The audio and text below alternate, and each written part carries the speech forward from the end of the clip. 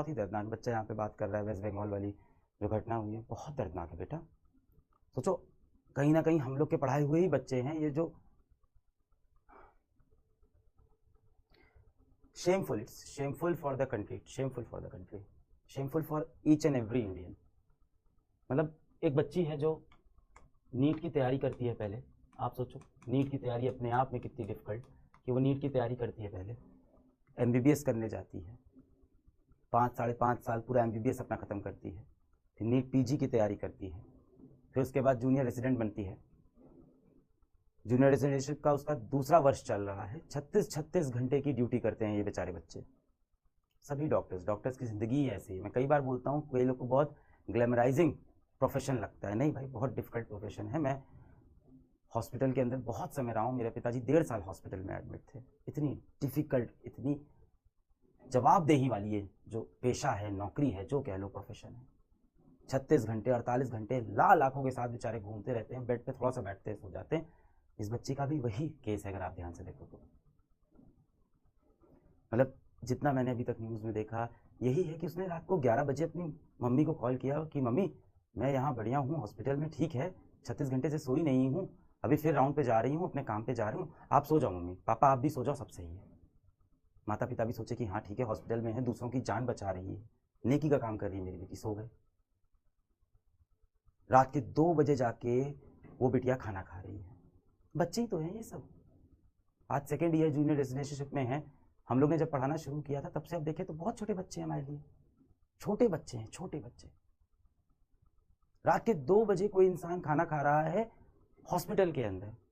सोच रहे हैं मतलब अपने हॉस्टल भी नहीं जा पा रहे हैं वो। हम लोग तो बाहर कभी चले जाते हैं, बाहर खा लिया, कहीं कोई कैंटीन में खा रहा है, किसी की तो घर में मम्मी पापा खाना बना के दे रहे हैं भाई, रात के 9 बजे एकदम पूरी तली हुई एकदम प्लेट में, और रात को 2 बजे हॉस्पिटल में खाना खा रहे हैं, किसके बाद अभी फिर राउंड पे जाना है, और सोने के लिए वापस अपने हॉस्टल तक नहीं जा पाते ये बच्चे। इतनी टफ ये प्रोफेशन है, इतना खराब डॉक्टर टू पेशेंट रेशियो है हमारे यहाँ, इतना प्रेशर है ऐसे हॉस्पिटल्स में।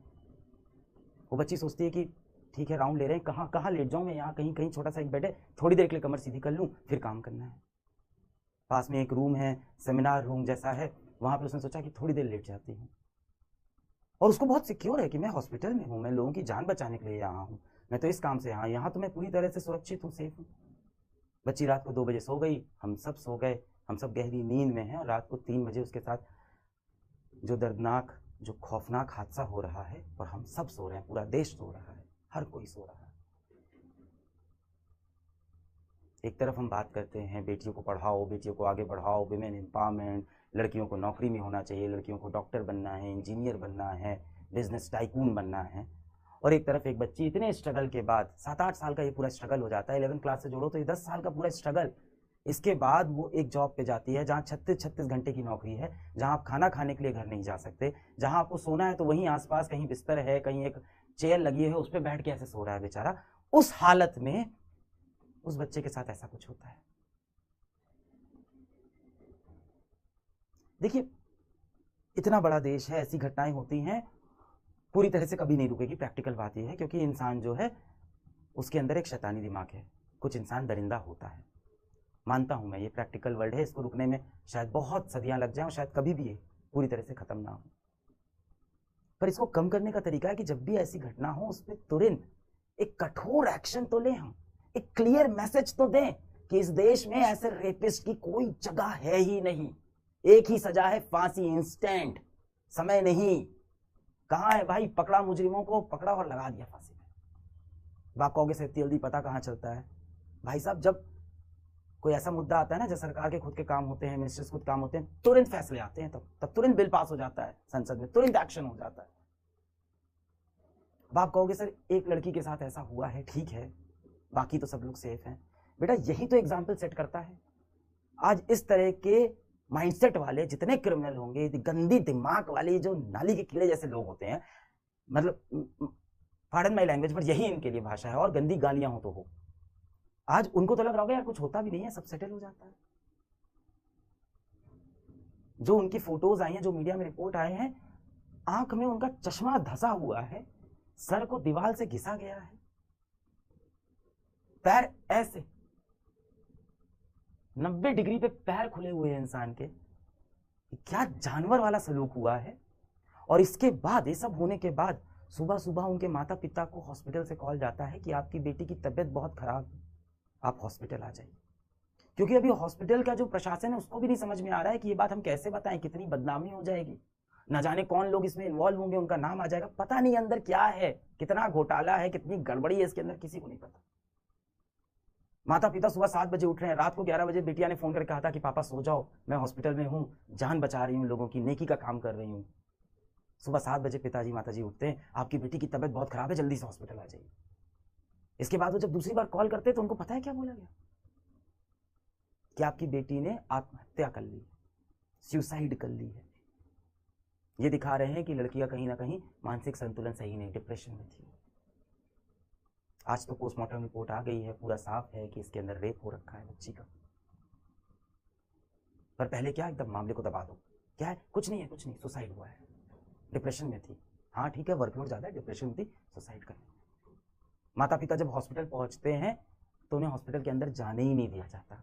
घंटा, 2 घंटा, 3 घंटा, 4 घंटा वो हॉस्पिटल के बाहर खड़े हैं, अपनी बेटी को नहीं देख पा रहे, अपनी मृत्यु बेटी को नहीं देख पा रहे, उसकी शक्ल नहीं देखने दे रहे। क्या हो रहा था अंदर इस समय, क्या हो रहा था? प्लानिंग चल रही थी कि कैसे संभाला जाएगा, कैसे इज्जत बचाएं हम हॉस्पिटल की, कैसे इज्जत बचाएं हम इस स्टेट की, कैसे इज्जत बचाएं हम सरकार की, कैसे इज्जत बचाएं इस पूरे सिस्टम की। बाहर एक बाप कह रहा है कि मेरी बेटी को देखने दो। किसी तरह से लड़ झगड़ के जब बाप अंदर पहुंचता है तो अपनी बेटिया को बिना कपड़ों के कहीं पूरे शरीर पे कपड़ा नहीं देखता है, पूरी बॉडी चोटिल है, चोट के निशान, आंख फूटी हुई है, सर पे चोट है, पैर इस तरह से ऐसे खुले हुए एकदम। तब जाके कहीं हाँ एक्सेप्ट होता कि नहीं अच्छा सुसाइड नहीं है, हाँ तो पकड़ा गया।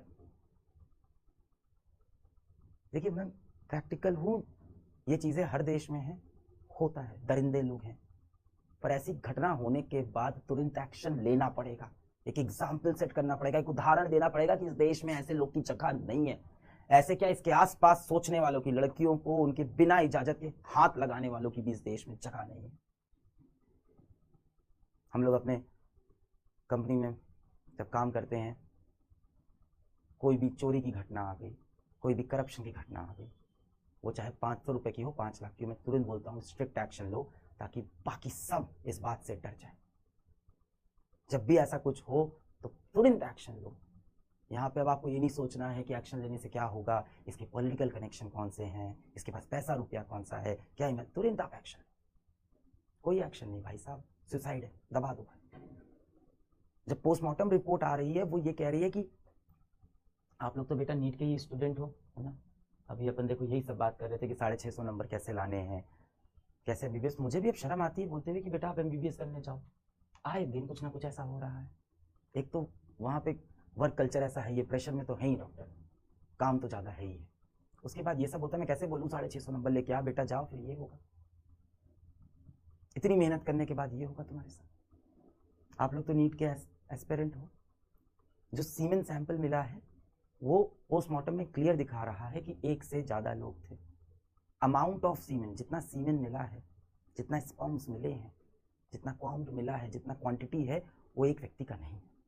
उसके बाद क्या होता है, 24 घंटे के अंदर, क्योंकि मीडिया में हाईलाइट हो गया, तो एक व्यक्ति को पकड़ा जाता है और कितनी आसानी से पुलिस कहती है कि उसके कान का एयरपॉड, ब्लूटूथ एयरपॉड है क्या है, कि उसके कान का एक ब्लूटूथ डिवाइस वहां पे वो छूट गया था, उससे वो छोड़ के चला गया था।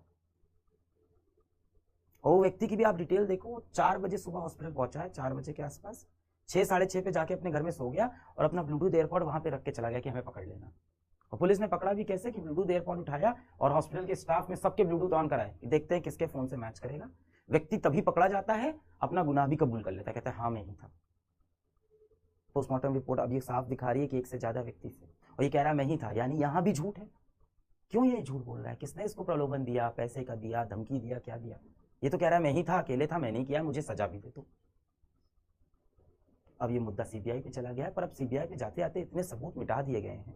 जब 3 घंटे तक पिताजी अंदर नहीं आ रहे हैं, पहले बोल रहे हैं आपकी बेटी की तबीयत खराब है, फिर बोल रहे हैं आपकी बेटी ने सुसाइड किया है। जिस कॉलेज में ये हुआ है उस कॉलेज की प्रिंसिपल का बयान नहीं आया। हाई कोर्ट ने यही बोला कि भाई जिस कॉलेज में वो रखा है उस कॉलेज का जो हेड है जो उस कॉलेज का डायरेक्टर है, जो उसका प्रिंसिपल है, उसका बयान नहीं है। उस कॉलेज के प्रिंसिपल ने तुरंत रिजाइन कर दिया कि हम रिजाइन करते हैं, साफ इसको हटाओ यहाँ से। हर मुद्दे में यही होता है, टॉप पे जो होता है उसको रिजाइन करा दो। उसके बाद कहीं आसपास में उसने वापस ज्वाइन भी कर लिया है। जो एक कल्प्रिट है, अपराधी है, उसके मोबाइल फोन से डिटेल निकल आएगी, लोकेशन निकल आएगी, नहीं आ रहा है। अब सीबीआई के पास मुद्दा गया है, खींचेगा मुद्दा, चलता रहेगा। नहीं, बहुत अच्छा काम कर रहे हैं आप लोग, आवाज उठा रहे हैं। आपने ये बोला बैच के अंदर, मुझे मुझे बिल्कुल दुख नहीं है, कोई डिस्ट्रैक्शन नहीं, कोई टाइम, ये टाइम वेस्ट है। किस लिए कर रहे हैं सब पढ़ाई? ये टाइम वेस्ट है। और नीट की तैयारी करके जाके ये सब वो बच्चों के साथ,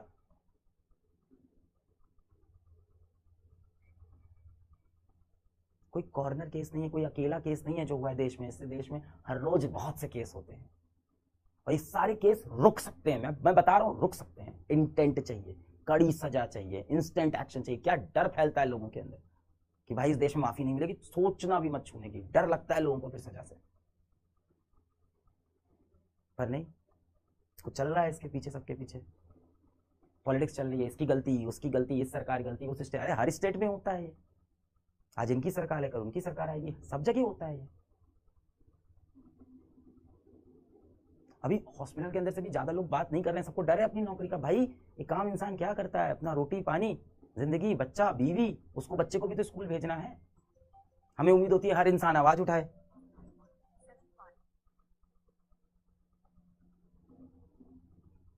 हॉस्पिटल के लोग बयान देने में इसीलिए डर रहे हैं। भाई काम इंसान यही जिंदगी चाहता है, सुबह उठता है, अपना ऑफिस जाता है, अपनी बीवी को बाय बोलता है, अपने बच्चों को बोलता है कि बेटा अच्छे से स्कूल जाना, बेटा अच्छे से जाके हॉस्पिटल में काम करना, और लौट के आता है तो ये देखता है।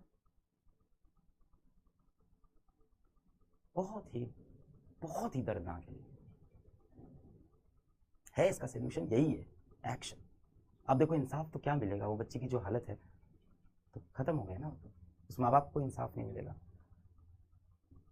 अब जो मिनिमम हो सकता है वो यही हो सकता है कि तुरंत कड़ी सजा हो, पकड़े जाएं लोग। अगर ये गैंग रेप है तो बाकी लोग पकड़े जाएं।